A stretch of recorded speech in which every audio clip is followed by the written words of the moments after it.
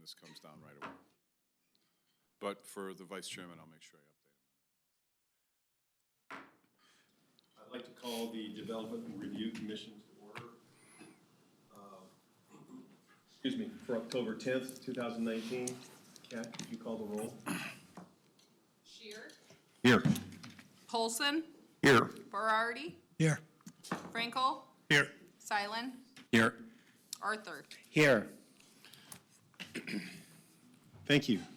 Commissioner LaMotte, would you give us a council update? Or Councilor LaMotte? Was it, Commissioner, but No.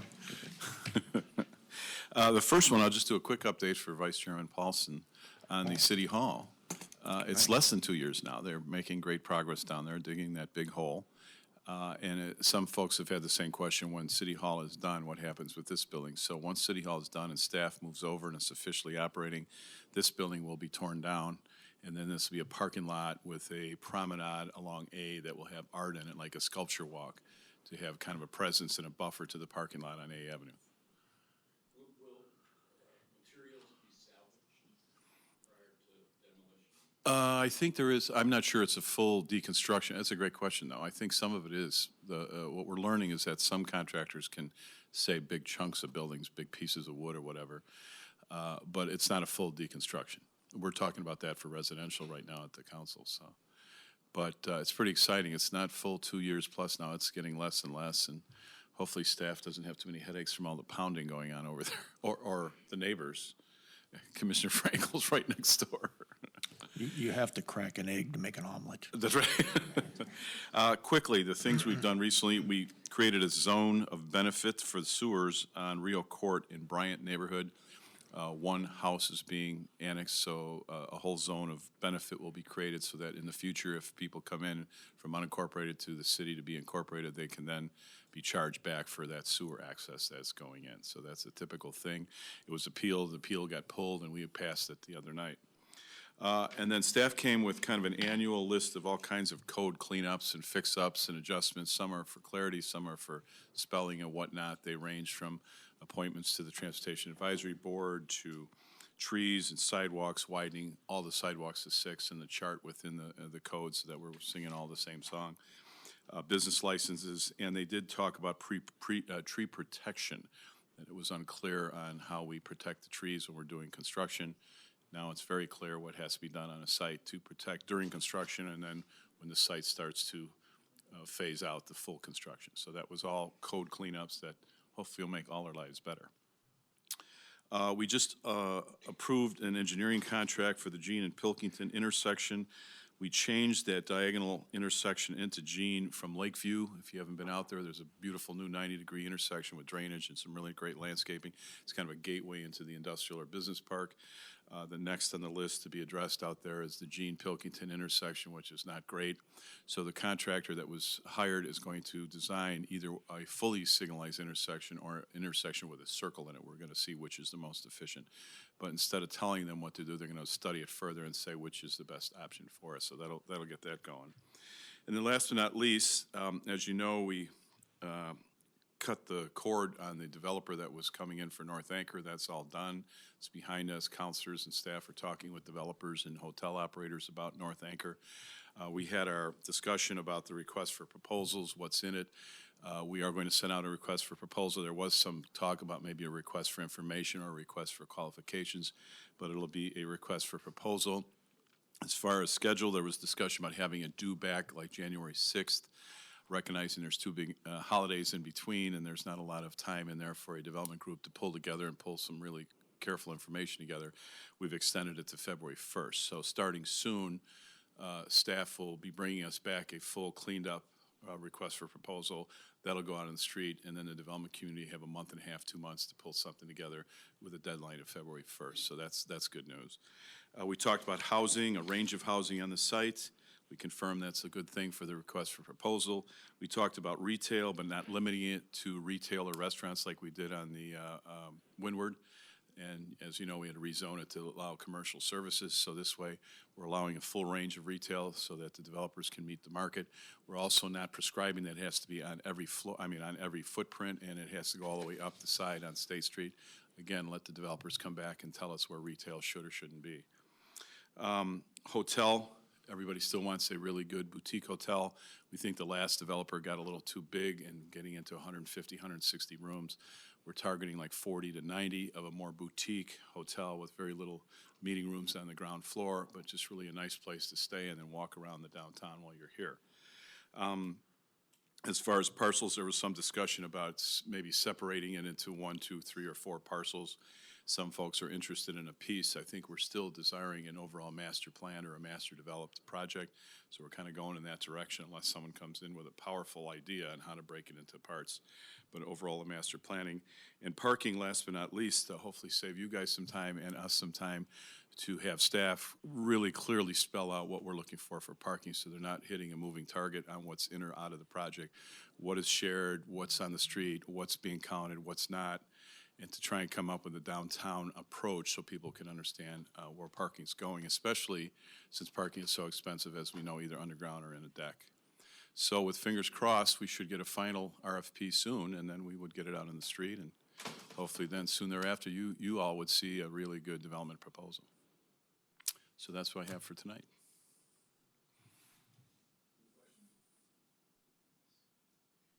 Councilor LaMotte, thank you for being here. You commented on the hotel proposal, and I was thinking that perhaps the developer pulled out in part because of a market study showing whether or not there was a need for a hotel. Does the city intend to receive information about market studies or something in that nature, showing whether or not a hotel is sustainable, particularly in light of the city's recent approval of short-term rentals, adding more competition to those people potentially who might be staying at the hotel? It's a great question, and it keeps coming up as to if we're running into walls on feasibility, what is the right approach?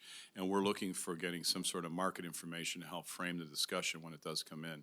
And we're asking, developers to be straight up about what they see as the potential and or what are the hardships or, the blocks to getting it done. And I think we needed that a while ago, and the idea of what is our market, what are the hotel rack rates or room rates, who are the folks going in there? There's been discussion, maybe too far for business, but I think it's not that far from cruise corporate. I mean, people could share back and forth. Folks that are coming into town to see relatives, tourists and visitors, people that are transferring in or out, or maybe something to do with OHSU. It's kind of the same profile for the short-term rentals, as you said.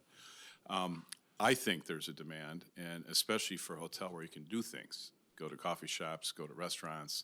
We'll have the event center, so that is even another big anchor to put those two together. In the tourism committee, we were even talking about the potential of a wedding cluster, having the event center, the hotel, the bridal shop on A and First, or A and State, and then the flower shop. So if all of that stuff got marketed together, that would be great. But the details is what we need. And we are in talks with some smaller hotel chains or groups this time, which is great. It doesn't necessarily have to be a really big international hotel group to try and make this work. Thank you. Thank you. No? You're welcome. Okay, we move on to findings. Findings are for AP 19-06, a request for approval of type 2 tree removal permit to remove a 37.7-inch DBH Douglas fir at the site located at 16649 Maple Circle. 21E 17AB 10400. Staff coordinator is Jessica Maury Collins, associate planner. Guys, did you have an opportunity to take a look at these? Yes.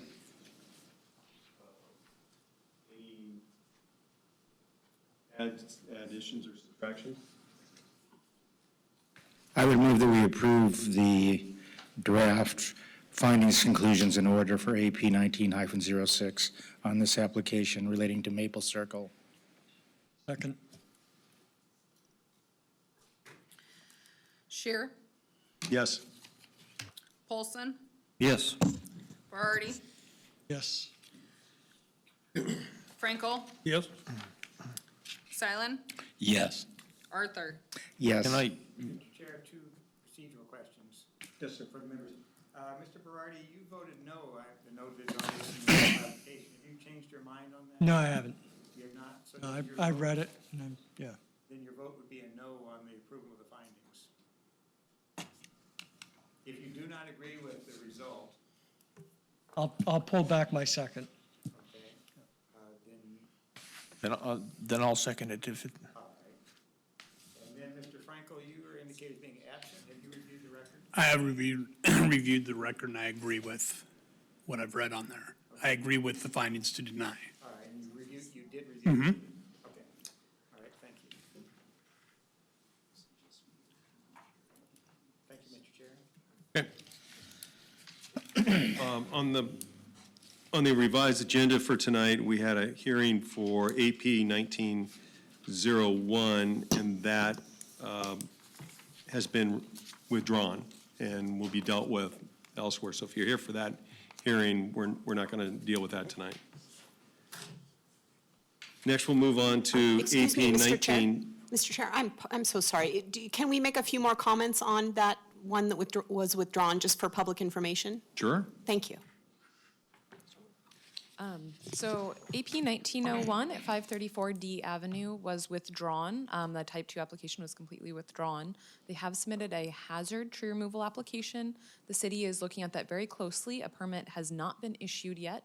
Everyone who has submitted comments or is a party of that case for the type 2 case has received notice that the case has been withdrawn and that a hazard application has been submitted. There is no ability to appeal a hazardous application, but the notice of whatever we do find with that application will be sent to everyone who has commented or has been a part of that application. So I think that's about it. Thank you. Okay. We'll now move on to AP 1907, a request for a type 2 permit to remove 6 trees and construct a single-family house. The site is located at 1507 Cedar Street, 21E 10CD 02000. Staff coordinator is Ellen Davis, associate planner.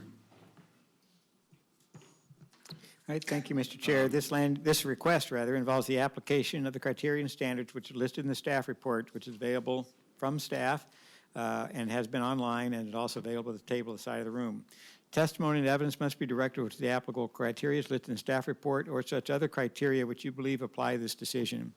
Failure to raise an issue accompanied by statements or evidence sufficient to afford the commission and their parties an opportunity to respond to the issue precludes appeal to the city council based on that issue.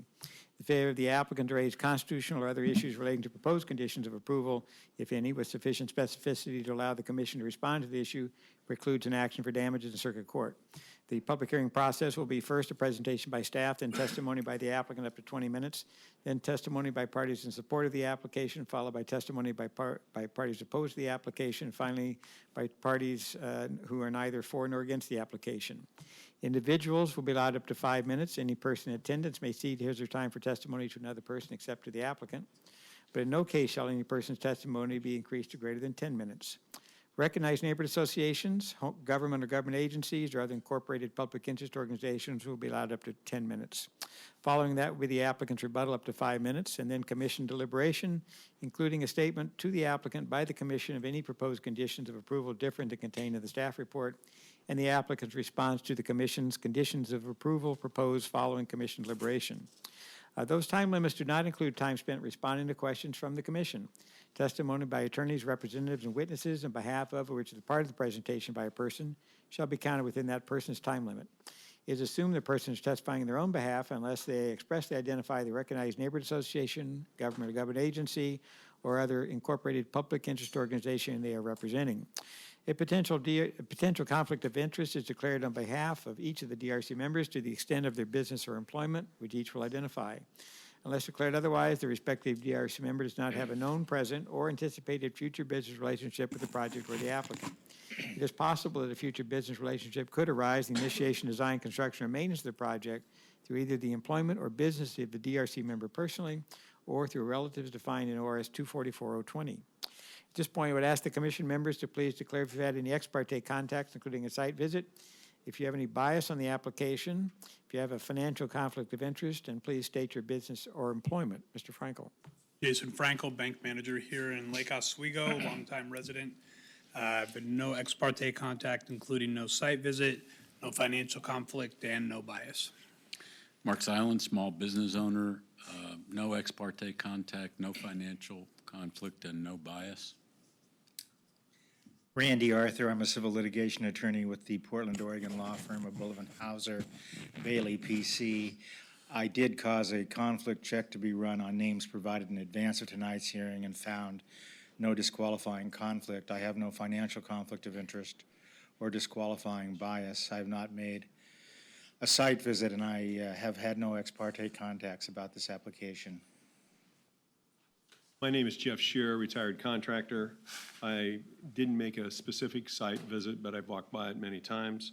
I've had no ex parte contact, no bias, and no financial conflict of interest. My name is David Polson. I did make a site visit today, walked all around the property. I've had no ex parte contact. I have no biases. I have no financial conflicts of interest. Craig Berardi, management consultant. I'm familiar with the site. I have not done a site visit. I have no ex parte contacts, no bias, and no financial conflicts of interest.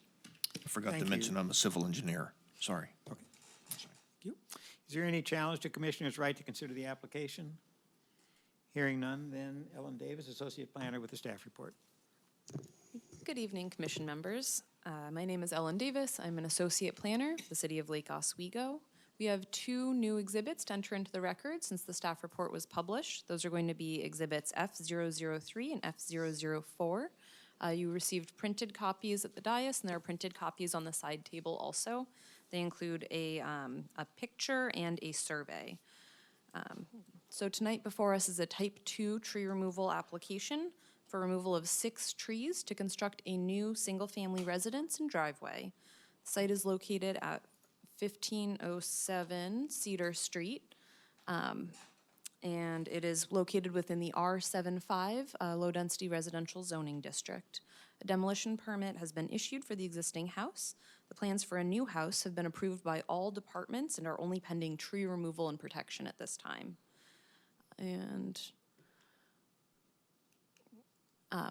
so I wanted to point out to start with that there is a tree 10207, which is located at the center of the back of the house. It is not showing up here.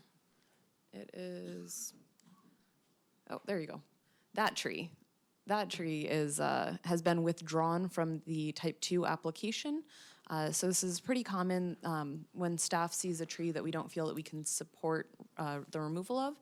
We'll reach out to the applicant, ask for additional information. If there are alternatives to the removal, like in this case, the applicant has voluntarily withdrawn this tree from the application, and it will be protected under the tree protection plan. So that is one tree that was originally applied for that was already withdrawn from the application will be protected. Moving on, I will briefly address the review criteria for Type 2 tree removal applications. More detailed discussion can be found in the staff report. The proposed tree removal is for development of a single-family residence on the site. This plan shows a house outlined by a thick, bold line, which, let's see if I can get this to work.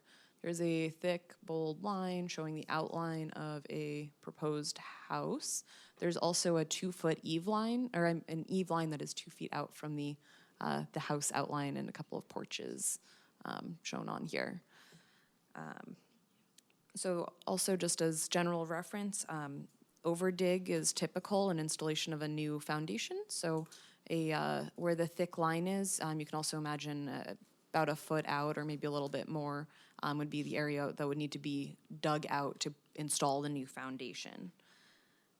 As you can see, tree 10191, this tree right up here, is located within the eaves of the new home and right at the wall of the new home. This is a Douglas fir tree that has a previous broken top wound, and it is co-dominant with this other tree 10191. 10191 is the one that's within the house footprint. 10190 is located adjacent to a proposed stormwater chamber. It is co-dominant with 10191. And so what that means is that these two trees grew up together, and so removal of one necessitates removal of the other. It's unsafe to leave one if you're removing the other, since they have grown up as relying on each other for protection. So again, those are both located up here, and this one is pretty much within the building footprint. It is within the eaves and right up to the foundation of the new house. So those are too close to retain. Two other trees proposed for removal over on this corner are tree 10168 and 10147. They are, so 10168 is located at the eave, or kind of within the eave line. That's this one. It's a little bit closer to the house foundation. And this other tree, 10147, is about 4 feet from the house foundation, 2 feet from the eaves, approximately, according to the plans.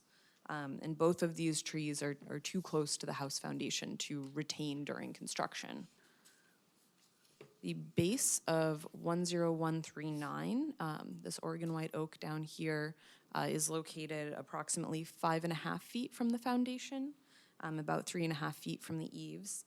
But this tree has a very asymmetrical canopy, so you can see that it has a whole bunch of branches that are all kind of going in one direction, and there are no branches on this other side of the tree at all.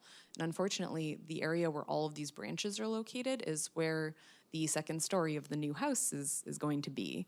And so removal of enough of the canopy to fit in that new house would require more than 50% of canopy loss, and that would damage the tree and would be considered removal under the tree code.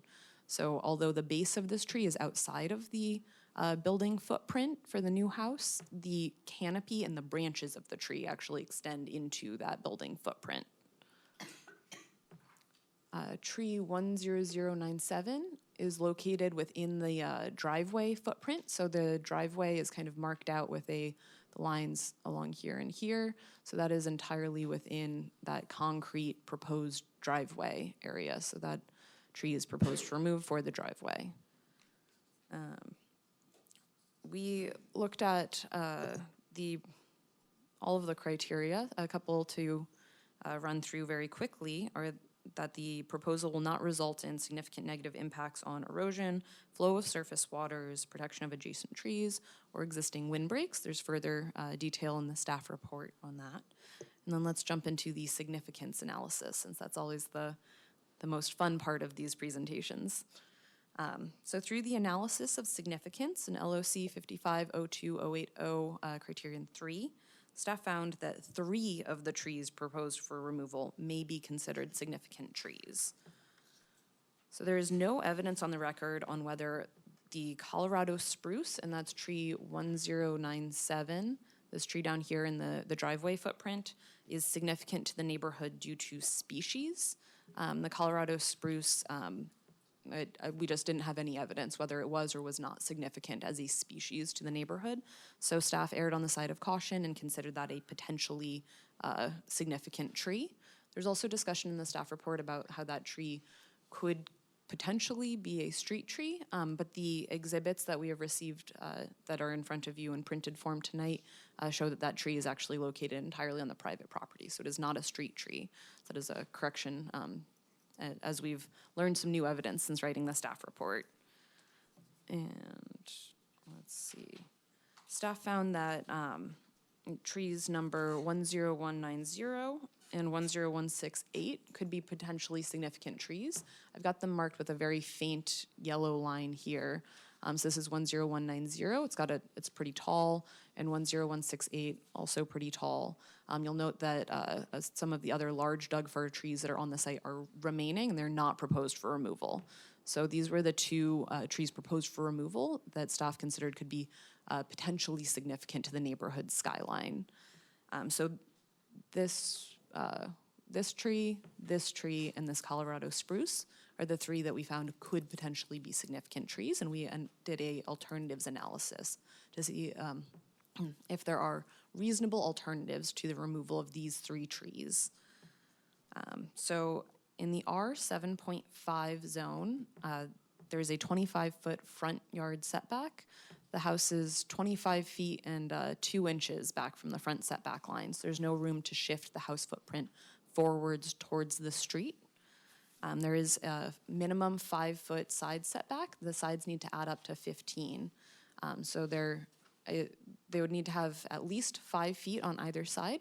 Right now, the house plans show 7.5 feet on the west side of the property and 8.5 feet from the east side.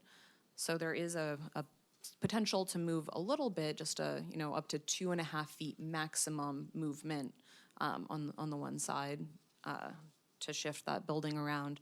And staff did not find that small movement would be sufficient to save a Douglas fir and an Oregon white oak that are located right next to the house. So it doesn't seem like there's enough room on the lot to move the house away from these 2 trees located on the side. And then there is a 30-foot rear yard setback, and the house is right up to that 30-foot rear yard setback. So again, there's no ability to shift the house backwards away from trees at the front. And the area inside of these setbacks that I've been mentioning is referred to as the available building envelope. The building footprint must be located within that envelope and cannot be located within a required setback.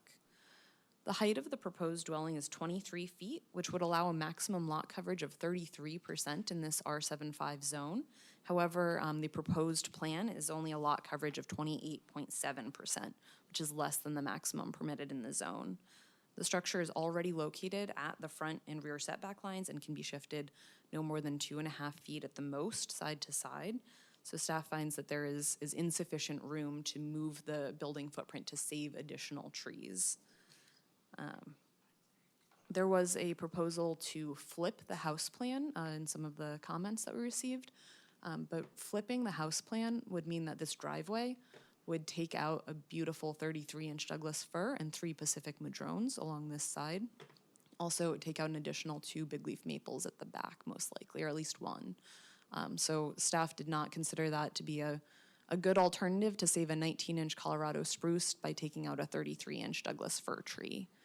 And I can go back to show you, this is the Douglas fir tree at the front there that staff really does not want to see go. It looks like it's pretty healthy and in good condition. So although 3 of the tree removals proposed, 10097, 10168, and 10190, could have a significant negative impact on the character and aesthetics of the neighborhood, staff finds that there are no reasonable alternatives to removal of these 3 trees that will still allow development as permitted by the zone, as I've already gone through. And because we find that there are no alternatives available or reasonable alternatives available, staff does find that exception to criterion number 3 is met. If the commission finds that these 3 trees are significant and approves the tree removal application, the significant trees proposed for removal shall be mitigated at a 2-to-1 ratio, which would require 9 mitigation trees on the site, 7 of which would need to be native species. Staff recommends approval of this type 2 tree removal application. I've identified some conditions here. They're mostly aimed at the mitigation requirement of 9 trees, 7 of which would need to be native species, and planting those prior to final building inspection. I did add an additional condition in there to leave the stump of tree number 10139, which is the Oregon white oak that is asymmetrical, that is next to the 33-inch Doug fir. Leave that stump in the ground or grind it approximately 6 inches below ground level, just to be sure there's no disturbance of the root area of the large 33-inch Doug fir in the front yard that we do want to see stay. And that is all I have for you. Thank you. Thank you, Ellen. Commissioners, are any questions for staff? Randy? Thank you. Could you indicate tree 10191, is that a tree, apart from the codependency issue or whatever the terminology is that a tree that would otherwise have to be removed So I to believe- accommodate the structure and development? I believe that it would be. So let me just find that information right here. I have written down exactly how far that tree is. I believe it's 8.5 feet from the foundation. Yes, 8.5 feet from the foundation to that tree, the taller tree that doesn't have the broken top. As a rule of thumb, arborists tend to say that for every inch of diameter that you have, you want to have about a half a foot of ground between where you're doing work and where the tree is located. And this tree is large enough that it would be too close at 8.5 feet to preserve it. Too close to the development. Too close to the overdig, the foundation, the development in order to be preserved. Currently, it also has a stormwater system proposed there. Moving the stormwater system away from that tree would place other Douglas fir trees in the line of that stormwater chamber. So we want to save this Douglas fir tree, and there's a Douglas fir tree on the neighboring property. So shifting this stormwater facility over this direction would actually put it under the drip line of another tree. So that's why we do believe that this is retaining the most trees that we can see while still developing the site. So in any event, even if the storm tech chamber could be moved or some reasonable alternative could be used, staff would still recommend removal of tree 191 because of its closeness to the structure, which would require removal of tree 190? That is correct. Thank you.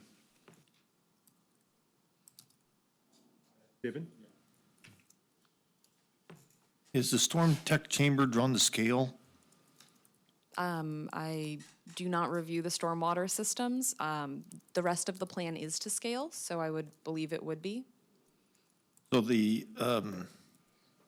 I think you mentioned that everything else has been approved on this proposed residential development. Yes. So I'm going to just assume that's drawn to scale then, if you've gone to that detail, that level of approval. I believe so. It has been approved by the stormwater reviewer. Right. And it puts us in a little of a tougher position when everybody's done all the work on this, when the trees were kind of a fundamental part of the project. If we said no, then a lot of that work would have been wasted, right? Well, yes, but it's all, they have to meet all the criteria. When we say approved, we mean it's been reviewed and signed off, pending. They will not get a permit unless they get a tree permit. If the tree permit is denied, and they were, for instance, required to completely redesign the house or make the house smaller than what's allowed by the zone, which it already is smaller than what's allowed by the zone, then they would have to start all over again, basically, and do the re-review. However, that is not really for the commission's purview. They have to meet all the criteria, including the tree removal criteria. So I would just point out that it is not approved. It has been reviewed and signed off because it was found to meet the other codes at this point. I see. So it looks like if that's drawn to scale, that it could be moved to to the east a little bit? Did somebody analyze it, that the potential removal of that storm tech chamber, that it would be, that it would impact that one to remain?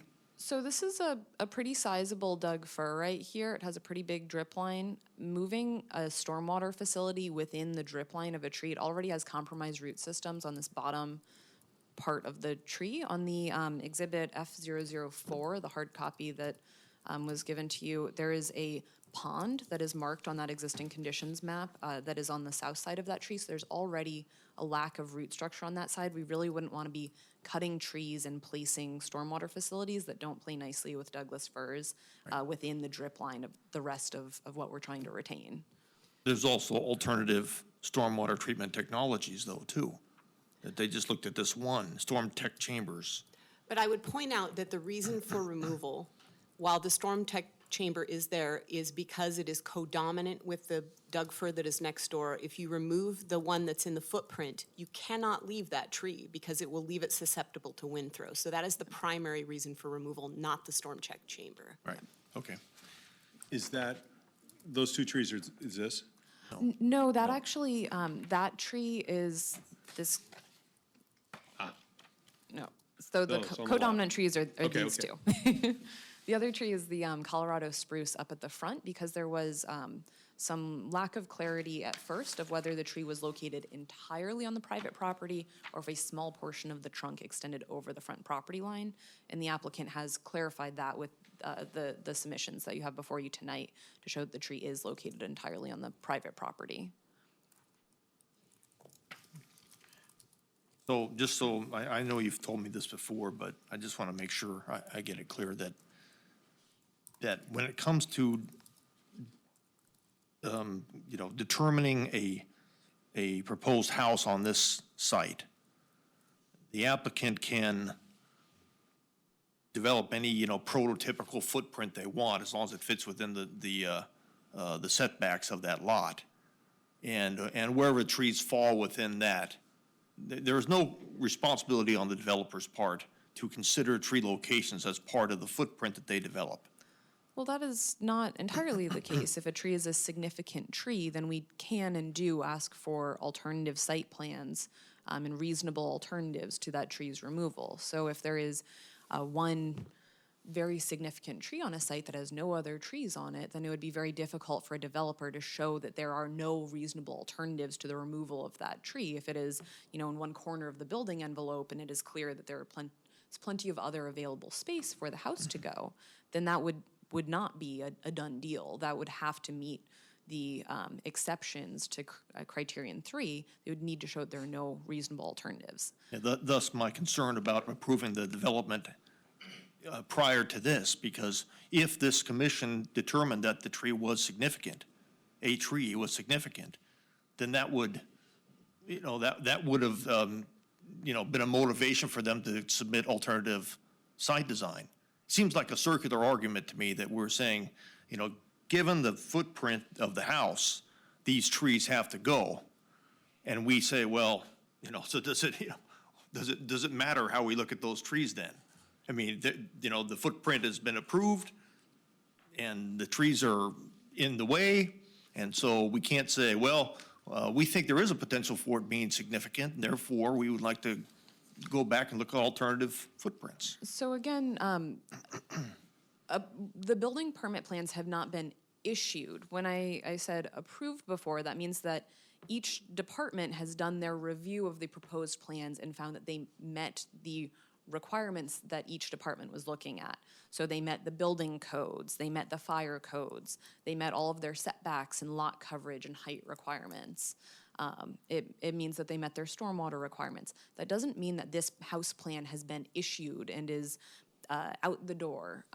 So you do have the purview to review this application, and it is possible that you could require the applicant to redesign the house if you find that a tree is significant and that it is a reasonable alternative, but that is up to the commission to decide. So we could review this without regard, as was in your staff report, without regard to the conflicts of these trees with the current proposed footprint, including the oak, the driveway, and the true trees in the back that are within the, all of them. All of them are, in one way or another, the initial criteria for removal is they conflict with the house. Yes. One's the driveway, 2 and 4 of them are with the, are with the house, the perimeter of the house. Yes, this is the amount of development that's allowed in that zone by the zoning code.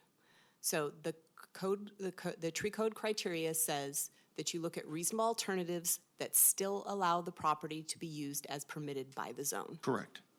But And they have, and what, in her making the finding that it has been approved, basically reviewed and signed off, is that the house meets all of the criteria of the zone. That was the purpose for making that finding.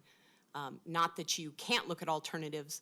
We did discuss the fact that it's within all of the setbacks. You can't move it within the setbacks anymore. They're below their maximum lot coverage that they're allowed, et cetera. So that those other findings are in the staff report as well. The commission could certainly find different findings than the staff report. However, for us, it's never been necessarily been a reasonable alternative that someone doesn't get to build a house that's allowed by the zone. So for instance, if it was totally covered by trees, then they only get a 400 square foot footprint house. No, that's never been considered a reasonable alternative. no, but I'm looking at it in terms of the hierarchy of what we look at. There seems to me that footprint, since there's a possibility exists that they could submit alternative footprints, that we should consider as a hierarchy of this decision, significance, you know, whatever the other criteria are. Can't remember them all, but all those ones are, seems like something we should be considering here. Question. Can you show that diagram that shows the trees with the red X's and Yes. the site?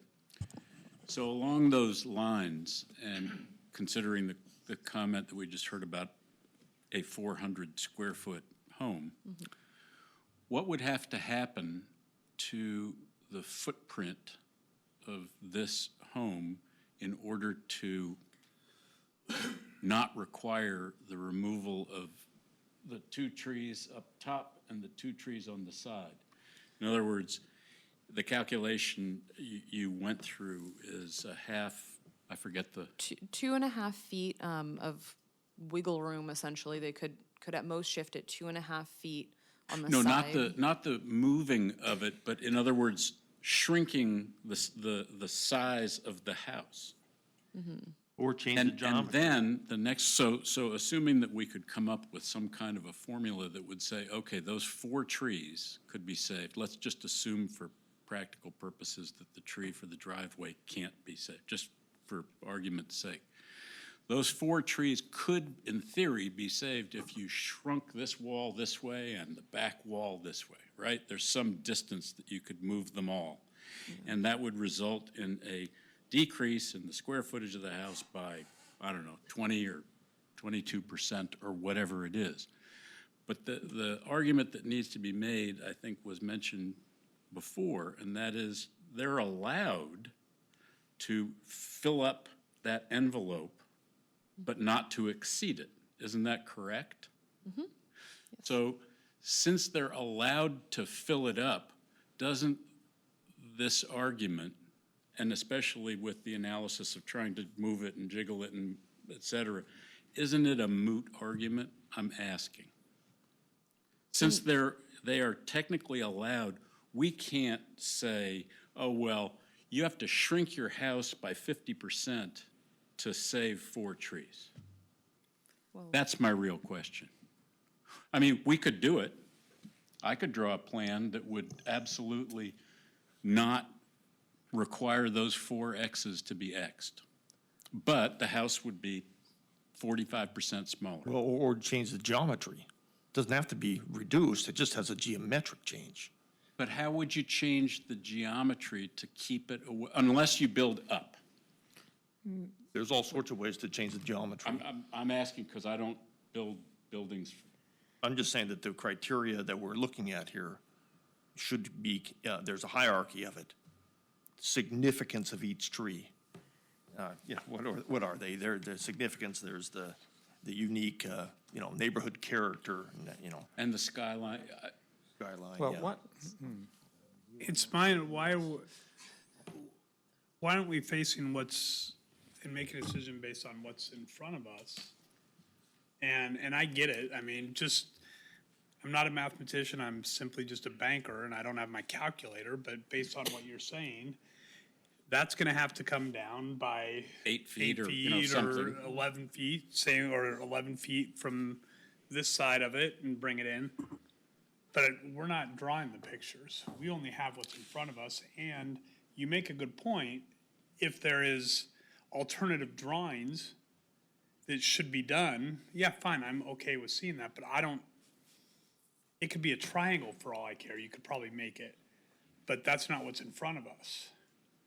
I'm just trying to get clarity. We're kind of going to the deliberations here. Yeah, I know, I'm just trying to clarify with staff, though, that how we look at this from a hierarchy point of view. And the first explanation was the building footprint is the reason why these things aren't going to work.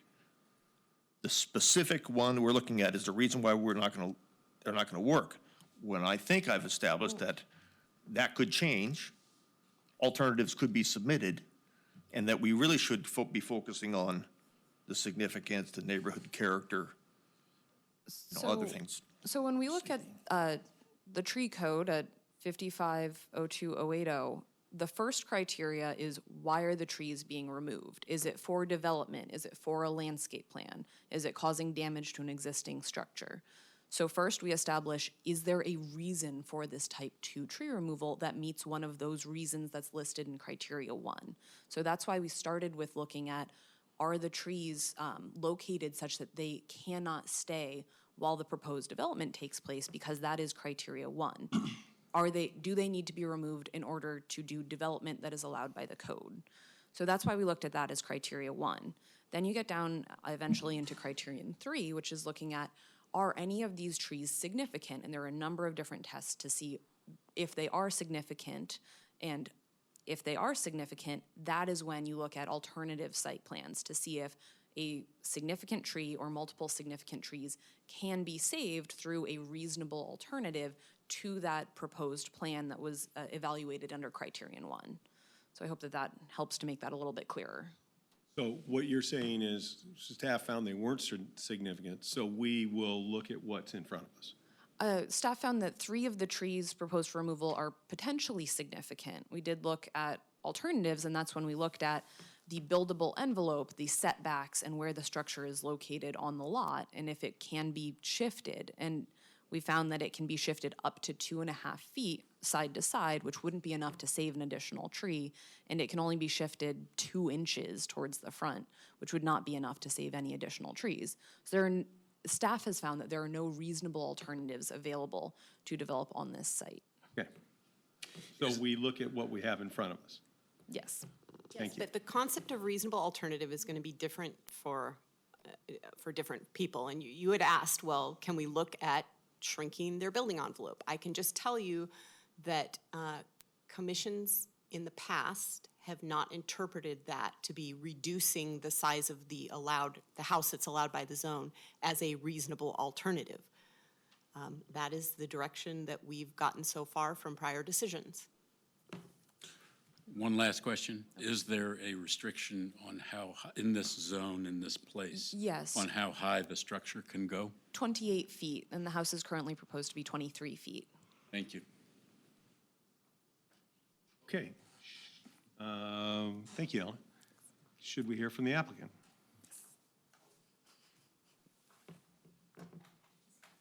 Yeah, we'll pull up your, yeah, there's a clicker and a mouse. If you could use the mouse if you want to point to something rather than the red dot on the clicker. It Yeah. shows up on the television.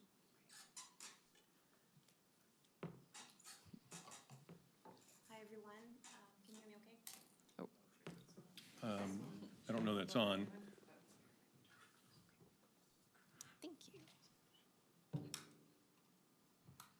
Could you state your name and address, please, for the record? Yes, I'm Kelly with Renaissance Homes, 16671 Boones Ferry Drive. All right. Okay, so this is our property, 1507 Cedar Street in Lake Oswego. This is the house in 3D that we are proposing, and all the trees around it are the trees that will be remaining on the property. As you can see, it's still quite full. Sorry. So the total number of trees on this property, there is 16, 3 are invasive, and 2 are type 2 removals. The number of non-invasive trees being protected on the property, 7 out of 13. Number of street trees being protected, 1 of 1. Our reason for removal mainly is for the new single-family home and the stormwater chamber in the back. All the building plans for this project have been approved by all departments except for trees, obviously. The plans have met all the building, planning, and zoning requirements. This project is ready to break ground. The tree appeal has extended our start date over an entire month. In interest, we are currently spending $3,300 every month, and that's $107 per day for every day this project is delayed. So we are really anxious to get this going. Legally, this property belongs to Renaissance Homes. Renaissance Homes has the right to build this plan the way it was designed, as it has already been approved by staff. Staff supports the decision for tree removal on this property. There was also a comment that came in after the comment period from our neighbor to the west of us. She expressed her concerns to planning staff regarding the safety hazards of these trees presented to her and the general public. She has had to replace portions of her home due to fallen limbs of these very trees.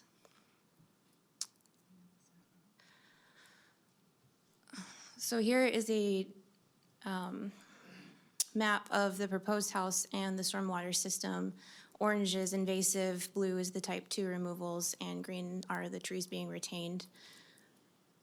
You could see the drip line represented in the larger bubbles around these trees.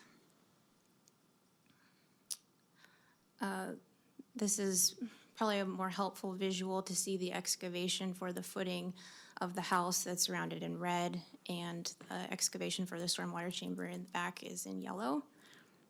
And you can see how the trees obviously conflict with that excavation pattern.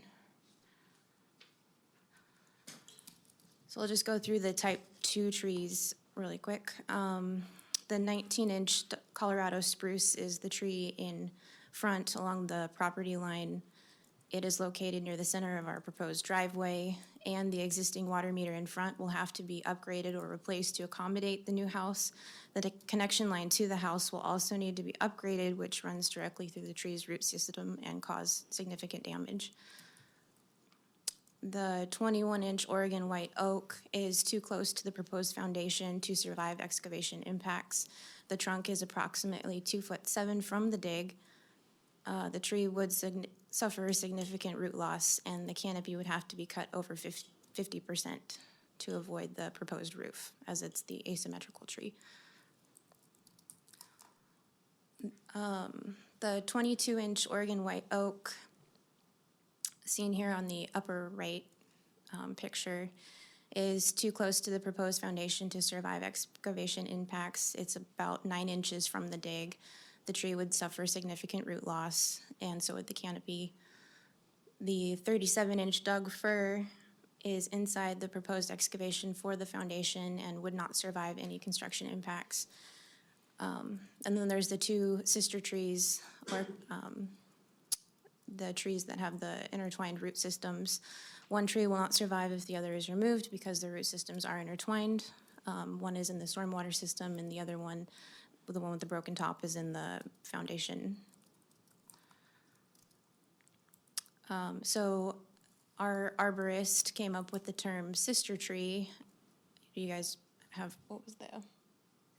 Codominant, okay. Two or more trees of similar size growing closely together with a shared canopy that functions as a single tree as opposed to two independent trees. If one tree is removed, the other will not survive. And these are actual photos of the trees on site. So the existing house, what's there, you can see how the trees around it are enveloping the structure. If we were to build something, it would pretty much have to be that exact footprint to allow all the trees to stay. The pink here is the existing house, and our purple is what is proposed. So you can see it's not much bigger. The difference between the two structures is only 481 square feet. So as the property owner, we have the right to build within the allowable building envelope. The property is permitted within the zone. The building plans we have submitted have been approved by planning staff and all associated departments. There is no other dwelling configuration that would allow the property owner to develop the property as permitted in the zone and protect the trees from removal. They would decline or die due to construction impacts. In order to result in a protection area adequate to preserve the trees, it would reduce the buildable area on the lot to the current building envelope, which is 1,668 square feet, approximately 482 square feet below the allowable footprint of 2,150 square feet. Necessary construction activity within the protection area would result in tree removal. So by reducing the building area on this lot, we don't believe is a reasonable alternative because it would compromise our property rights. These are some comparable homes in the neighborhood. We aren't this huge monstrosity of a house coming in. They're all very similar footprints.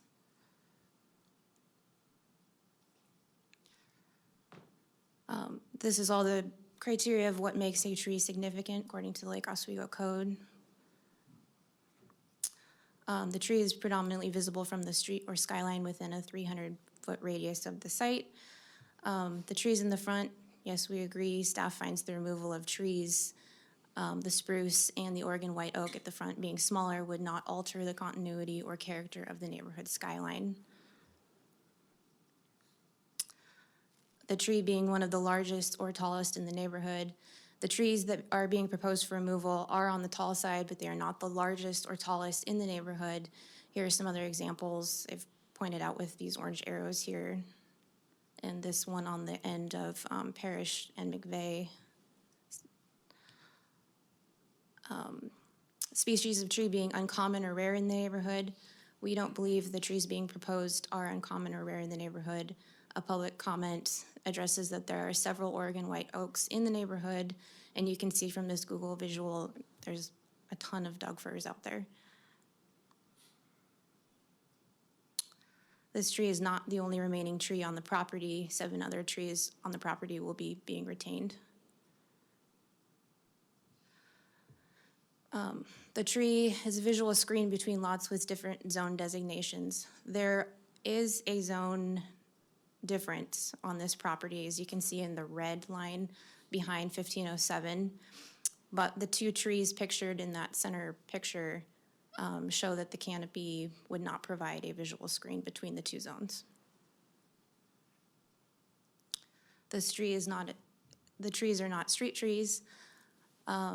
On the exhibit that Ellen provided for you, you can see how the tree, we had a surveyor come out, resurvey exactly where the tree was between the property lines, is definitely on our property.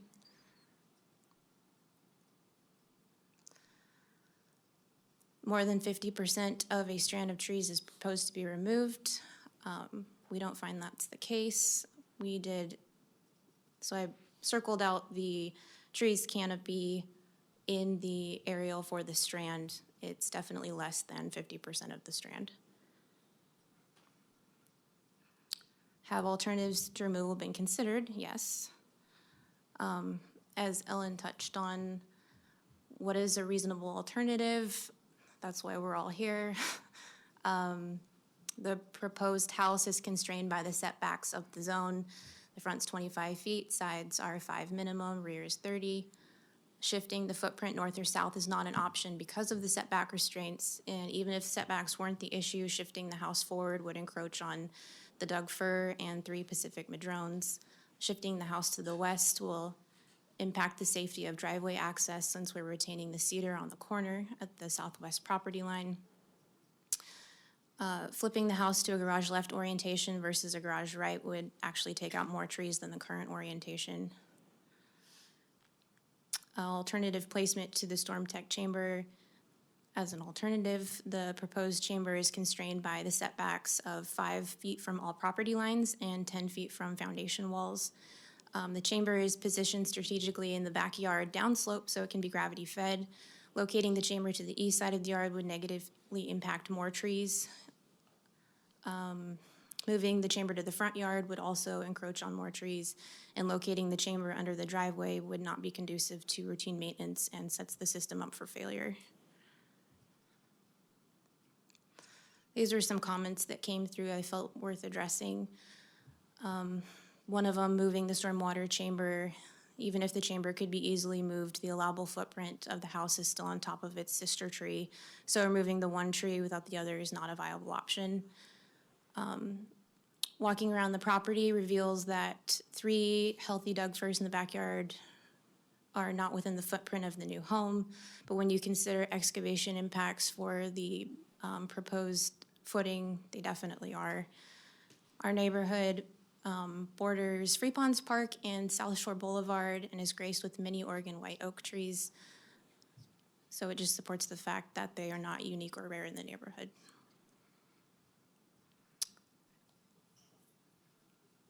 Another comment was that the house could be flipped. Obviously, it can't be flipped without taking out more trees. And then there was a comment regarding sound deadening properties. The canopies are so high in the sky, it wouldn't have any effect for preventing sound buffer from McVeigh. All the type 2 removal criteria has been met for this application. Mitigation plan requirements are pending staff and DRC decision based on the tree's significance. We will comply in planting the appropriate number of mitigation trees when the decision is made. thank you for listening. Any questions from commissioners? Randy? I had a question. On your first slide showing reasons for removal, Yeah. there was a photograph of a house with a tree on top of the roof. Is that a picture of this existing structure with the branch that had fallen on the roof? No, that's a Google image. I see. Yeah. Why was that included then? Just to show what a Just to house with a- show what with the a tree on it. damage can occur. If these trees don't have protection around them, I mean, that could be a significant hazard. Well, that piqued my curiosity. I just didn't know if that was an actual photo of something that had happened on the property, so Oh, I no. appreciate your clarification. Yeah. Anybody else? David?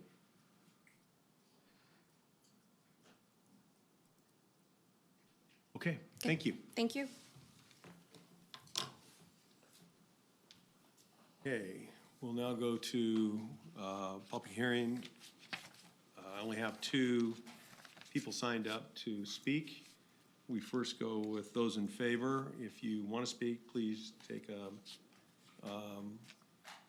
little form and fill it out and hand it to one of the ladies over here to my right. So not having any for, we can go to against, in opposition, and the first person would be Nancy Osborne.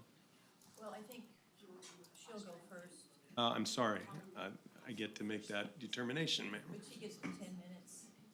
I just get 5. Would you want to go? Who's Nancy Osborne? I'll go, okay, Are you Nancy? yes. Okay. Thank you. Hi, my name is Nancy Osborne. I live at 1217 Laurel Street. This is my neighborhood. This is my neighborhood where all the streets are named after trees. This is the neighborhood where I walk my dog, shop for groceries, exercise, and enjoy the surrounding trees and vegetation. This is my neighborhood. Let's get a look going here. This is my neighborhood that I share with other people and their families, with birds that brighten my days and wildlife of all kinds. This is my neighborhood that will be impacted by the removal of 6 large, old, established trees. Trees that buffer the wind, that minimize the noise from McVeigh, that offer shade on hot days, and help calm the hectic days. Lake Oswego could just be another crowded, uninteresting city without its tree groves, wooded parks, eye-captivating big trees surrounded below by abundant vegetation. We need to be cautious in allowing the killing of these amazingly beautiful living trees that add so much to our neighborhoods, which once killed will not return in our lifetimes. In Lake Oswego, we have a comprehensive plan with a natural resources chapter adopted in January of 2016 titled Healthy Ecosystems. This helps guide our city officials in making wise choices regarding urban forests and vegetation. Our tree code also helps guide staff and residents in deciding the fate of our large trees. Guided by the extensive comprehensive plan and the specifics found in section 55.02.080 of the tree code, I ask that the removal of these 6 trees be denied because killing these trees will have a negative impact on the character and aesthetics of my neighborhood. The continuity of my neighborhood skyline, as viewed from several perspectives, will be harmed. These 6 mature trees provide extensive root systems that help manage surface water flow, provide a canopy that mitigates wind blow, and minimizes noise pollution. And of course, these 6 trees lock in carbon dioxide and release large amounts of oxygen, and they provide habitat for thousands of organisms. The developers are creative people. After listening to Renaissance presentation, I realized, and all of your questions, I realized the solution to this dilemma is making the house smaller. Granted, they won't make as much money off of the sale of the house, but I propose that a 1,600 square foot house or slightly larger is a quite nicely inhabitable house, and it might be more affordable to many people. So I think the developer could come up with a smaller footprint. And I think it's especially important to try to save tree number 10168. That's the Douglas fir on the far east side. We visited the property. Several people have seen that tree. It's way off on the side. And next to it is 10147, the white oak, right next to it. And these two trees could be saved if the house footprint was made just slightly smaller on that east side. The sister trees add a lot to the skyline, but I realize that the one tree, its header, has been broken off in a storm, and so it may not be reasonable to save that tree, in which case, as sister trees, they probably would not be able to be saved. So I think those two trees on the east side, it's imperative that we try to save those trees. This is my neighborhood, and I urge you to try to help us, and all of us that sent the emails, wrote the letters, and signed the petitions. Over 30 people signed those petitions in our neighborhood. I hope and I urge you to help us save as many trees as possible in the neighborhood. Thank you. Thank you, Nancy. Any questions? Thank you, Nancy. Uh-huh. Is there a particular order you prefer now? Sue Haynes? Are you ready for me? They were downloading. I don't know if they got it done. I think she's still working on it. Okay, so. Can we go to Betsy? Yeah, Betsy can go next.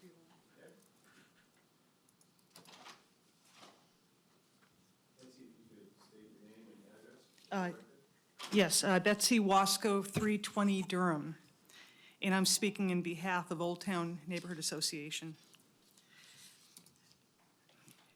Renaissance Homes has requested permission to take their axes and chainsaws to 6 beautiful trees at 1507 Cedar Street in order to build a new single-family residence and stormwater system. First, big old trees are our stormwater system. They absorb rainwater. Second, Lake Oswego Code Chapter 55 criteria weigh in favor of preservation as the trees are visible from the street and provide all kinds of benefits, including, as mentioned, rainwater absorption, character and aesthetics, noise and wind muffling, carbon sequestration, and habitat for wildlife.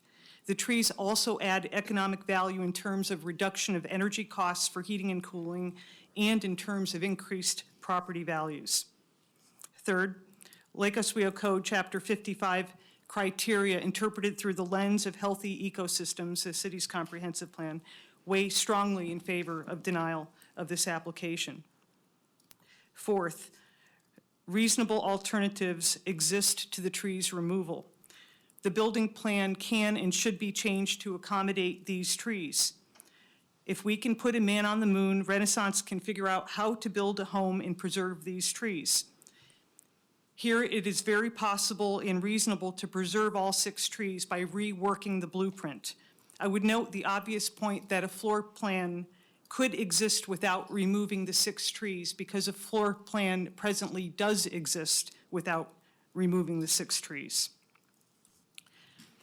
Fifth, property rights are or should not be limited to the owner of 1507 Cedar Street, presently Renaissance. Neighbors and the broader owners of real property within the city and future generations have property rights too, and which rights would be adversely affected by removal of these 6 trees. These rights include to not be deprived of the communal benefits of old trees, including social and psychological benefits, rainwater absorption, character and aesthetics, noise and wind muffling, carbon sequestration, habitat for wildlife, reduced energy costs, and increased property values. Sixth, climate change requires denial of this petition. Large trees such as these are heavyweights in terms of carbon sequestration. I believe that too many old trees are being removed because there seems to be a pervasive myth within the planning department that the development code trumps the tree code. There's nothing in Chapter 50, the development code, or Chapter 55, the tree code, that says that. Chapters 50 and 55 are meant to be read together. There's no authority for the proposition that the development code trumps the tree code. At the beginning of this presentation, Ms. Davis mentioned the home passed requirements in all departments before coming here for a type 2 tree app. And that's an example of the practice the city has had where everything else is being, all the other requirements are being considered first before the trees. Why not? Why can't we put the trees first? Eighth, goal number 1 of the comprehensive plan is citizen involvement. Even if the comprehensive plan does not constitute criteria per se, interpretation of ordinances, including within chapters 50 and 55, must be or should be consistent with the spirit of the comprehensive plan. Citizen involvement presupposes serious consideration of citizen input. And here we have, if I counted correctly, 47 individual objections, including the 27 or 30 on the petition, plus 2 neighborhood associations objecting, Old Town and South Shore McVeigh. So I would submit that goal number 1 of the comprehensive plan suggests that considerable weight be attached to the objections to this application. And lastly, I read, as I trust you all did, all the comments. And one struck me as particularly capturing a truth here, and it was a 1-page handwritten note from Mr. Snell, wherein he warned about the city, that the city should be careful about taking out old trees, and that the reason for the application seems to be that it's easier to maneuver heavy equipment around without the old trees. That struck me as having a kernel of truth to it. Are we to favor short-term profit of an itinerant developer over the long-term benefits and blessings of old trees? Please deny this application. Do we have any questions for Betsy? Andy? I wanted to thank you for your testimony. And I would just remark, it sounds like a lot of your thoughtful comments perhaps would be better addressed to the city council. It's our role, as I understand it, to apply the code as written. And with respect to your comments about the co-equal status of the tree code and the development review code, have you thoughts or recommendations, or do you support a clarification of the application of those 2 codes by the city? Oh, sure. Yes. What I'm form not would a that take? land use attorney, but I consulted with a land use attorney regarding that very question, and that was the opinion I received. And I requested of Mr. Powell that he provide me with authority to the contrary, and I just heard crickets. Well, I appreciate your comments, but I think also these should be addressed to the city council as well. Thank you. Thank you. I will. Thank you. Thank you, Betsy. Okay. Sue Haynes.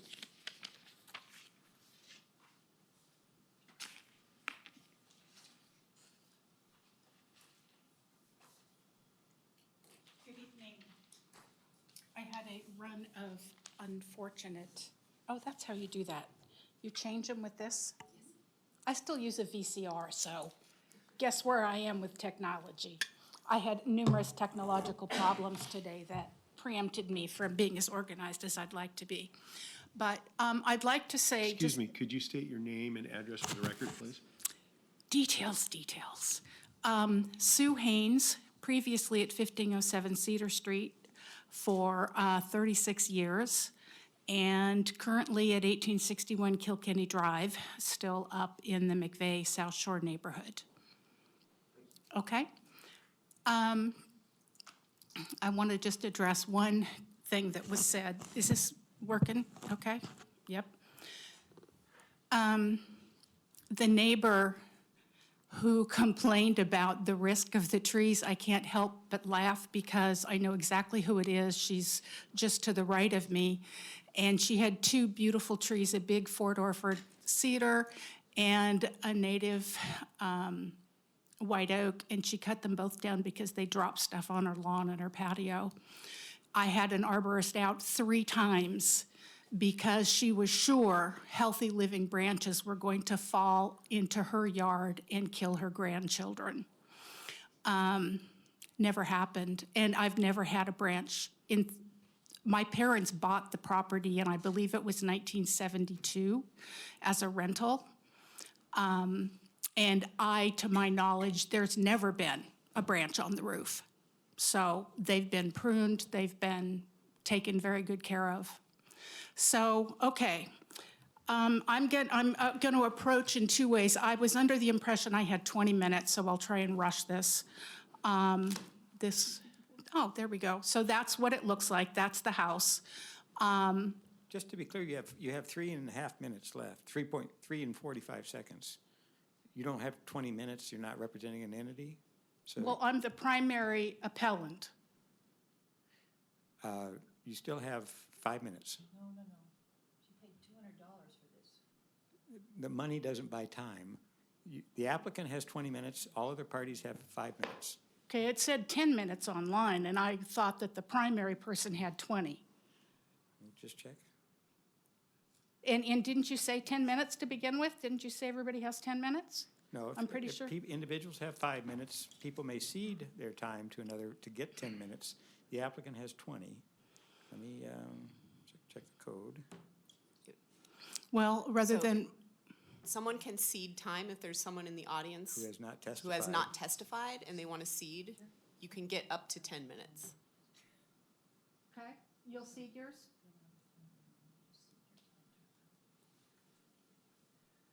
Yeah, she'll see her 10 minutes or 5 minutes. 5 minutes, okay. Okay. And the name is? Who's ceding the time? Donna Larson. Thank you. Does she need to fill out a form? No. Okay. You don't need to fill out the form. We've got your name. Thank you. Okay, so on Friday, September 21st, 2 million people gathered across 7 continents to bring their attention to concerns about the reality of climate change. I'm going to skip that. On Wednesday, September 25th, OPB News talked about the effects of climate change on the world, the storms, the mega fires, the mega storms, whatever.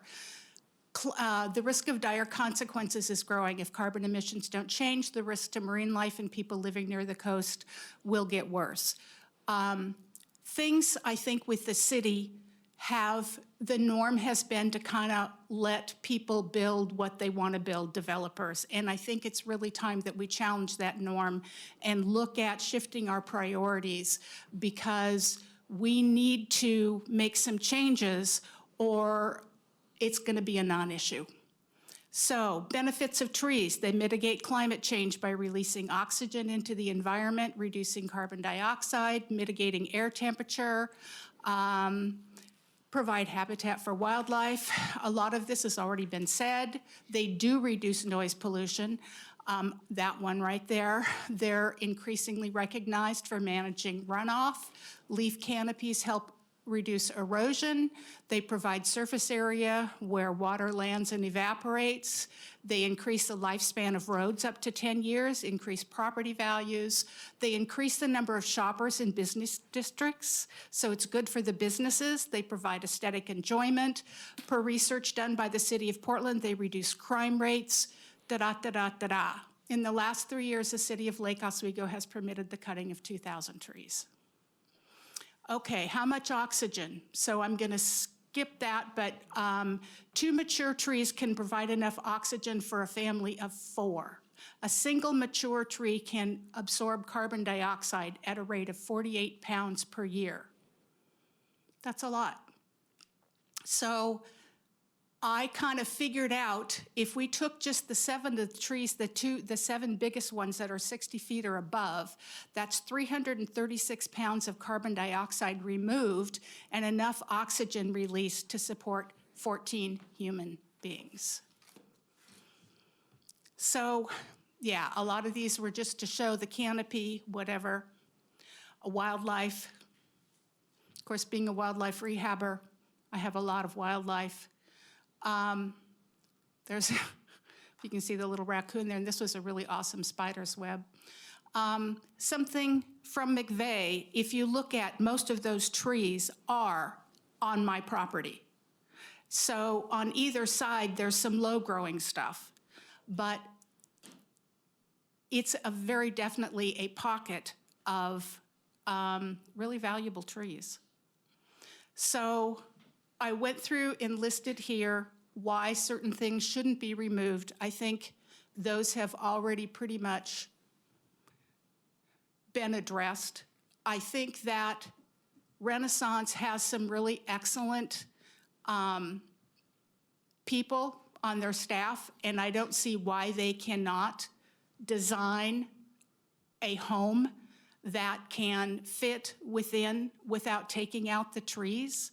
An architect. Actually, trees add to the value of a house. And so if they left the trees, they could probably get pretty close to the same amount of money, maybe even more, than if they take them out. Well, white oak, yeah. Used to be the primary, 80% of the white oak in the Willamette Valley are gone. So, yeah, my parents purchased the property 8/11/77, 42 years ago, and all of these trees were present and mature at the time. These native trees have been part of the neighborhood for at least a century and could be considered old growth. They are the tallest in the area, I think they are, and provide aesthetic enhancement as well as homes and foods for native wildlife. The traffic on McVeigh has increased exponentially in the last 10 to 15 years. Along with it are increased noise and air pollution. These trees remove carbon dioxide, filter air pollution, buffer sound, oxygenate the air, not only for the lot, but for the entire neighborhood. They mitigate the ambient temperature. I had a friend come by one afternoon after it had snowed, and she asked me why there was snow every place else except on the road in front of my house and in my yard. That's how much these trees mitigate temperature. In addition to the above information, there are other very important reasons to leave as many trees as possible, even at the expense of adjusting the proposed house plan. These factors affect the entire neighborhood, not just the lot itself. I think that trees are something that we need to take very seriously. We need to value them. They are the lungs of the world. Trees provide 80% of the oxygen that we breathe. We need to be environmentally responsible, work towards protecting things that mitigate global warming and pollution rather than eliminating them to accommodate a particular design. Every little bit counts. I ask that you deny this tree permit cutting request and that Renaissance can have their great architects create a design that can exist within the property without taking down the trees. They're healthy, they provide a lot for the environment. Oh, I'm going backwards now, sorry. And anyway, here's some of the references I have. So, and anybody who would like a copy of this, I actually did print it out. I would be happy to. I intended to have copies made so that each of you could have one. So, okay. Any questions? Any questions? Okay, Thank you very much. thank you. Okay, I think we've got everybody has spoken. Now we have 5 minutes for rebuttal from the applicant. If you'd like to address anything that's been said. I don't have anything else to add at this point. If you guys have questions for me, I'm open book. Evan? Well, if no rebuttal, then the commission may move to deliberation. Okay. Gentlemen?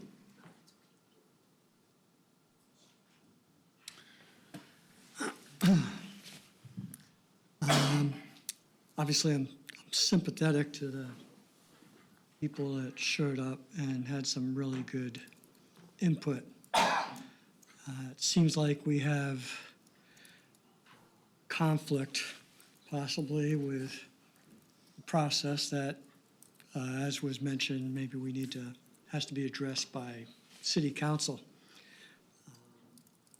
We're here to ensure our city planners have done their job, which they've put together a lot.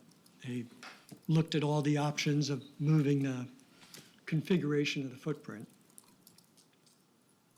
I guess my question to the city if we were to reject the application, but they've followed all of the city requirements. Is that a problem that the city has, that their footprint has followed the codes and guidelines of the? If they, as the lawyer is about, if they have followed all the criteria, then the process for reviewing this is not through the city, once it goes to city council, if the city council would affirm the DRC decision of denial, the process would be then to the Clackamas County Circuit Court, because this is not a land use decision, and the issue for the judge would be under writ of review and determine whether or not the city has articulated the basis upon which it has made its decision.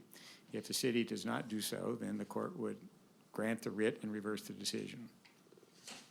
Or if your question was more focused on the building permit application that is associated with this tree removal? No, he answered. Okay, correctly. great. No, that was it.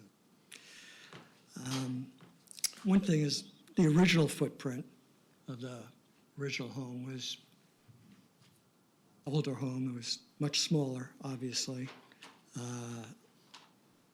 It is a heavily treed property. I've walked by it. It's right near the Starbucks there. You look at the pictures, you do see a lot of trees on that property. If you go by it, there's quite a bit. But it's certainly an expense for the builder to make changes. So I'd like to hear more input before making a decision, but those are my thoughts. Kind of thinking if I gonna throw my opinion out there, I'm gonna assume that, I guess I could go back and look over the years, but where 1408, 1438, 1448, 1425, 1523, based off all the trees that are on 1507, I think there were trees on those other lots. Can't guarantee it, because I may not have been around, but I think that there were some big trees there as well. And looking at, I appreciate the current lot at 16, a little between 16 and 1,700 feet, but Renaissance has done their due diligence and did not, in my opinion, go up to the 33%. They did scale down to keep it within and under many of the houses that are on that neighborhood. They're keeping in line, so I don't think I have the right to tell them, you know what, bring it down even further, because the previous homeowner, which is great, been there since 77, says, you know what, this is the size home that fits for me. So great, I've got a great home, and it's a nice spot, nice location, great trees, but technology, life, people growing families, whatever the case may be, that's not the size house they want in there.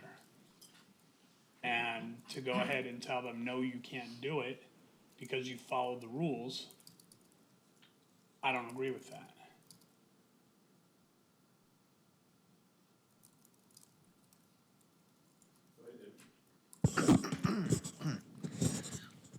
Well, I don't know if this is there's 6 trees to be considered here. It's not an all, we approve all 6 or approve, none. And I'm a little bit frustrated because it seems to me there could be just a little bit done to save, especially those ones on the east. As you can tell, they can move that footprint over 2.5 feet to get to a 5-foot setback on the west side. What page you on? Oh, anyone. I mean, they're all in there. It's a kind of, you just find a picture of or maybe staff could be so kind to bring something up on the screen to show the footprint with all the trees. I got it. You can look at 68. You can look at 68, Mr. Chair. 47, 36. Yeah, Mr. Chair, excuse me, Mr. Polson, I just wanted to comment. While each of under the criteria, all 7 have to meet criteria 1, 2, 3, and 4.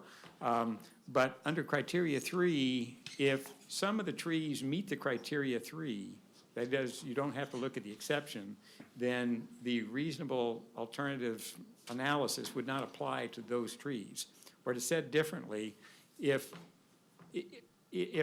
staff found that there were 3 trees that would potentially qualify as being triggering the alternative site analysis because they were one of the 7 different types of criteria that would not be met, either significant trees or they affected the skyline or they were street trees, et cetera.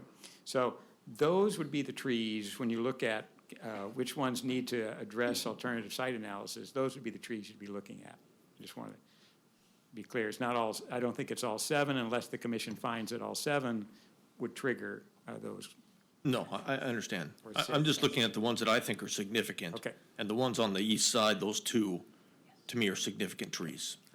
And like I was suggesting, that you can move that whole footprint over 2.5 feet, and then with just a little bit more, and maybe, a little care around the root systems of those. Obviously, they're coexisting right now with the existing house, that there ought to be a way to take out that foundation and put in another one in pretty much the same spot, or even a little bit closer to the trees, and have those trees exist and survive as they are today. And so there's a little bit of effort there, and I don't know why it was, to me, our problems are that we're not valuing trees enough. It's either they meet the criteria, they're in the way of the house, and then we just decide to get rid of them. A little bit more care is what I would wish for. So, I'm not disagreeing, but I didn't realize that it was our job to put the value on the tree per se. I agree. There's certain trees I would love to keep, certain trees and not, but the value of the tree is coming from what the codes are. Right, and so, the ambiguous term significant, okay, that's a way to consider value, Sure. right? So, if you look at the skyline and how it would be affected, I would I'm rather not- take out less than more. I'm not disagreeing necessarily, I'm just saying where that value comes in, and yes, we can put our opinion into it, or subject, a little bit of subjection in there, but Are you suggesting to move the footprint of the structure 2.5 feet to the left, to the west? West, and right. then take out. And then what would have to happen, because that's not quite enough space according to the calculus that we heard earlier. It would require a little bit of amputation of the footprint too. Well, like I said, I think they could modify the footprint a little bit, just enough, with an integrated design to think about, analyze those trees, look at where their roots are, see how they're coexisting with the house today, Got it. and then modify that architectural footprint to accommodate them. Well, I gotta tell you, I agree with what you say, and I like it, and it all sounds good, but I don't know that that's our purview. Our purview is to look at what's in front of us, interpret it against the code, and I have to agree with staff that they fall within the boundaries of getting a type 2 tree permit. That's how I think we should look at it, in my opinion. Sure, I can design something on this property that would be different and would not affect these trees. But they followed all the rules that have been set up by our citizens. And according to staff, and I read the staff report at length more than once, and I can't see where I don't agree with them. That's my own opinion. But let me just say that I know that our job is not to design that footprint. I know that. I'm simply, like I originally said when we were questioning staff, it's the hierarchy of our decision here. That I know that a footprint modification is possible. And so and the criteria that was used a lot in the argument or the support for the approval of the removal was the conflict of this footprint relative to those trees. And so if I say, you know, this footprint doesn't have to be, and the hierarchy of our decision is other things like the significance of the tree itself, then if we were to deem those trees significant, then that would say, or deny those trees, then that would kind of motivate the developer to go back and look at that and design, you know, it's a motivation to redesign the footprint to save the trees. That's where I'm coming from. So. Couple of questions. For staff. Can you clarify which of, I believe you said there were 3 trees that were potentially significant? And can you just review for me why they are potentially and not actually significant? Okay, so this large tree up here and this large tree over here are both visible within the neighborhood skyline. I'll pull that picture back up. So that is this tree and this tree. So those could be considered significant within the neighborhood skyline. And then the Colorado spruce over here, the little 19-inch Colorado spruce kind of poking out behind the Port-Orford cedar that's going to remain, that one is potentially significant to the neighborhood due to species. There was a lack of evidence one way or the other to say if it was or was not a significant species in And the that's the neighborhood. tree that is involved with the driveway issue? Yes, that is the tree where And the the 2 driveway trees is. in the back The 2 trees in the back. are significant? Yes, they are significant potentially in the neighborhood skyline. Well, staff found them significant. Staff found them significant and reviewed them for alternative analysis. So it's potential now because it's up to the commission to make that finding. Right. I have two other questions. One is, how is the storm drainage currently managed on this property with respect to this house? I am unaware. I do not review stormwater, and I do not know what the current system is. If the house has been in place since the 70s, it might not have a stormwater system that would meet today's standards, since those standards have changed pretty drastically over the past couple of And decades. then one question for the city attorney, if I may. I could answer that for you if you like. No, I can't. A question for the city attorney. What are the rights of the property owner in a situation like this? Clearly, there is tension here. They have stepped up and have complied with all rules having to do with the envelope and fitting the structure within the envelope. What are the rights of the property owner with respect to having this planned structure? What are their rights? Well, I'm going to say the rights are as defined by the code. The applicant has a right to propose a house that's permitted under the zone, right? Then the next question is, if that's going to affect significant trees in one of the 7 categories, okay, then that would trigger the applicant's obligation then to show that alternative site locations have been considered. Now, we have, as Planning Manager Numanalu indicated, this commission and staff has interpreted that to say that the applicant gets the right to build what's permitted under the zone. However, if there are alternative designs, and we were talking about geometric alterations, I think, before, if you could bump out 10 feet and squish 10 feet over here, let me put it this way. Let's say a person builds to the maximum lot coverage, right?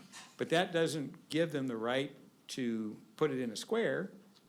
Maybe, perhaps, somewhat of a triangle is more, could be done. You get the same amount of square footage. Then it would be up to the applicant to say, well, a triangle doesn't work for me. It's not a reasonable alternative site configuration because of X, Y, and Z. The flow of the house isn't permissible. They would result in too small of a living room there. I mean, whatever. But that's the applicant's then obligation to show you why an alternative site would not work. Right, an alternative site, though, is not the same as an alternative footprint. Well, that's what I mean, alternative footprint. I mean, we did have an application where this commission looked at and approved, I think, where there was a footprint, and then it went to the city council on appeal, and the question was, well, what if you moved it in a little bit or not? What the council ultimately found was there was no evidence of the presentation of the consideration of these alternative footprints or why they wouldn't work. So the applicant has an obligation to show why these alternative footprints would not work. That's, and when we use the term alternative, I want to be clear in the code. Staff report. Street tree. Consider alternative site plans. Well, that would, I think staff has looked at alternative footprints to be an alternative site plan. So one option might be to flip the house. Well, that's kind of an easy, alternative site plan, but it could be more complicated, to push it out a little bit this way, bring it a little bit that way. Why won't that work? That's the applicant's obligation to show that they have considered a reasonable alternative site plan and it doesn't work.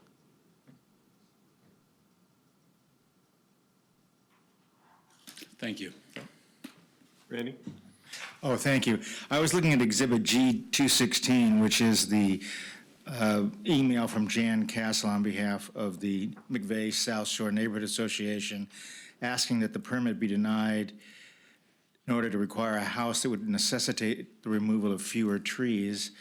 And so my question is, if we, after reviewing this information, listening to the testimony and so on, believe that the applicant has satisfied the applicable criteria under the tree code or the development code, and we wanted to, what criteria are there or what guidelines would we have other than simply just redrawing another house plan that would guide us if we wanted to entertain the suggestion by the neighborhood association that the design of the house be changed to necessitate removal of fewer trees? Are there guidelines, objective guidelines we look to? Well, first of all, you wouldn't look at the development code. The question is whether the applicant is proposing something that is, that is within their rights, under the development code. That there you stop. Yes, they are. So the next question is, if there are significant trees that would be affected by those 7 criteria, has the applicant shown you that they have considered alternative site plans, and that basically there's nothing else that's reasonable to give them reasonable development. And again, flipping the house, moving the square footage, but I don't think, and staff hasn't, it is not a reduction of the house size. And the question is, they are basically under the lot coverage, under the zone, they're entitled to a certain amount of footprint. And so the question is, are they is there another means that they could use that footprint and it would still provide a reasonable development opportunity, a reasonable site plan for that house? Mm-hmm. And has the applicant shown you? That's the burden of proof question. Okay, thank you. Anybody else? Well, I want to say a few more things, just so the commission has some things to think about. The stormwater is also kind of a bothersome thing, because we haven't seen what the basis of that stormwater design is. That's not part of our package here, which I think it should have been. If it's the conflict with that storm sep chamber is one of the reasons for the removal of a tree and that it can't be relocated. And then if you worked in the city of Portland, you can imagine some of the developments down there, how constrained, the building takes up the whole lot, the whole block. And so the opportunity to put these underground storm sep chambers is often not available. And so what they do is they look at a hierarchy of things that they say, well, first thing you should try to do is put in infiltration systems. If that doesn't work, well, okay, go to the next level, which is, all right, can you put in a detention pond or underground piping or something like that? And if that doesn't work, well, then the next level is you get to consider the existing trees or planting trees, things like that, because trees, in fact, do offer mitigation for stormwater impacts. And these, and so that's a long way of me saying that the trees on this site when we're only increasing the impervious surface by 400 square feet, I think that's what it was. It was a 400 square foot difference, which is 20 foot by 20 feet. Okay? You're only going to increase the impervious surface by 20 square feet, and you remove the trees. Those trees that are there now, believe me, would mitigate for that extra 400 square feet if they were to remain. And so I think there is in the City of Lake Oswego Stormwater Code, there are opportunities for them to go present to the city that we propose to mitigate the increase in impervious surface associated with the tree canopy that already exists on the site, and avoid the storm sep chambers. Save them a lot of money too, by the way, if they didn't have to dig it up. So these are things that, I think that we're not appreciating, again, the value that trees bring to a site in terms of, all sorts of benefits. Some of the commentary today was about the benefits of trees. And when I look at this site and I see just, to me, I agree with everybody's perspective on it, but I personally think that it just was not enough effort to look at the root balls, look at how the house could be designed around it, look at how we could reconfigure the site to have the same size house and still keep those trees. I think there was still work to be done to make that happen. Instead of just saying, well, it meets the criteria and, it's in the way, so get rid of them. Even the one with the driveway, right? The blue spruce there, I'm sorry, it's a Colorado spruce, but that one is, not impacted by the driveway, but the driveway they're proposing now, it is impacted by it. They're just putting a 22-foot driveway in there, which is kind of the same swath to their two-car garage, versus maybe have a little narrow entrance to, keep that tree and then to widen it out as you approach the garage and see if the turning movements would work to enter the garage that way. So I think some of these trees are significant. The staff has said they're significant. And so I would, I feel like I'm probably not going to win on this one, but I feel I'm going to vote no. That I think the trees are significant, and that's the criteria I'm going to use in the code for denial of this application, is that these are significant trees and need to be preserved accordingly. So.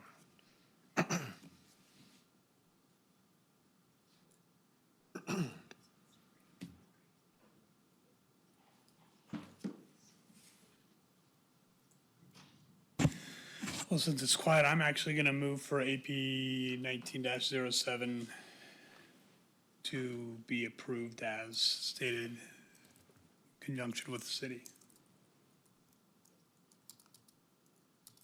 Second?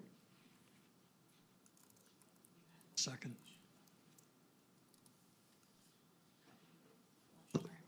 Shearer, Yes. Polson, No. Berardi, Yes. Frankel, Yes. Silent, No. Arthur. I'm going to vote yes, based on my understanding of the criteria that apply and our role as a commission, pending further changes in the applicable tree code to make a better coordination between the development code and the tree code. But I think the criteria have been met. I'm persuaded by the staff's recommendation and the chair's comments, as well as other comments by the commissioners. Thank you.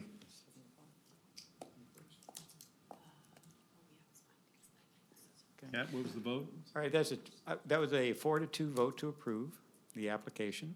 Tentative findings, that's a tentative decision, pardon me. Written findings will be brought back to the commission on October the 21st. As far as the time, We don't have any other items scheduled for that evening, so if the commission desires, we could meet at 6 p.m. instead, which would be in the council workroom for the purposes of adopting the findings.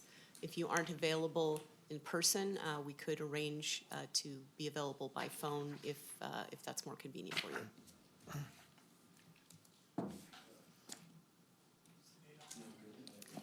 October 21st, 2 weeks, Monday?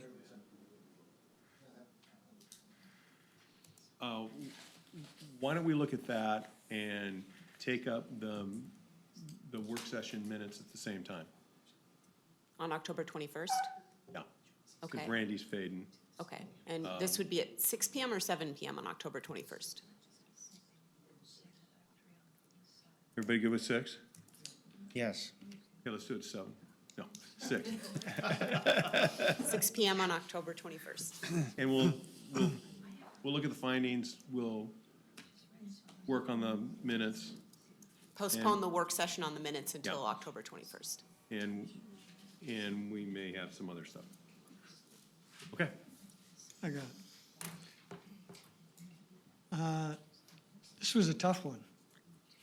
How does the city council, what's the follow-up to have this, because this could happen again, and quickly, because there's a lot of older homes going down, and how do we get this in front of the city council and they take a look at when someone is developing plans, and you got those 2 trees like were there, which we would have liked to save, that maybe a footprint comes out, and I know that you got the whole architect, I just did a major remodel, but that there's a process that, hey, there's enough, we're gonna deny it for specific reasons on trees on the property.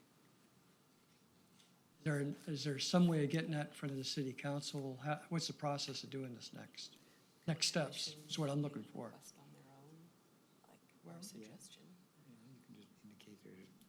Well, we've kind of talked about that a little bit. Yeah. I mean, the commission could, you as a commission could come up with a unified recommendation to the council that you believe that this needs to be looked at by that body.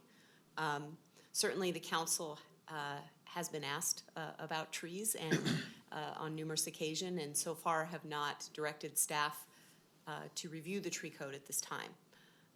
But the commission could, if you wish, as a body, to make a formal recommendation to the council or suggestion, you could do that. Right.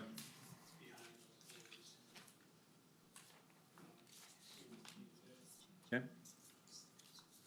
Is there any other business?